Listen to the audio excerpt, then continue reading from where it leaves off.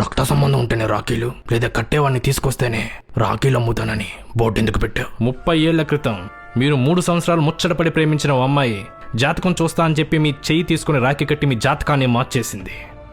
అప్పుడు మీరు పెట్టిన మొహం ఇంకెవరు పెట్టకూడదనే నా షాప్ ముందు బోర్డు అలా పెట్టాను. ఈ పెంట విషయం నీకెలా తెలుసు? కట్టింది మా అమ్మే.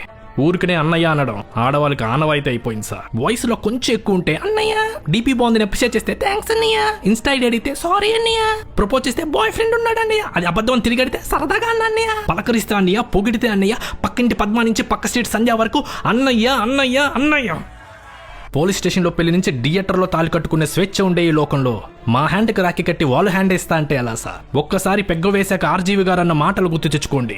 ఏ రాఖీ పండుగ నాడు స్వేచ్ఛగా ప్రపోజ్ చేయగలమో, ఏ రాఖీ పండుగ నాడు క్రష్ కి కుదిరితే కప్పు కాఫీకి ఇన్వైట్ చేయగలమో, ఏ రాఖీ నాడు మన చేతుకున్న రాఖీలు మన కన్నీరుతో తడవవో, ఏ రాఖీ రోజు బాత్రూంలో దాక్కకుండా బయట హాఫ్ హ్యాండ్స్ వేసుకుని మరి తిరగలమో, ఏ రాఖీ పండుగ నాడు 5 రూపాయలు స్పాంజ్ రాఖీ కట్టి 500 రూపాయలు దొబ్బించుకోమో, ఆ రాఖీ పండుగ రోజు రాఖీస్ అవైలబుల్ ఫర్ ఎవ్రీవన్ అని ఆనందంగా నా షాప్ ముందు బోర్డు పెడతాను.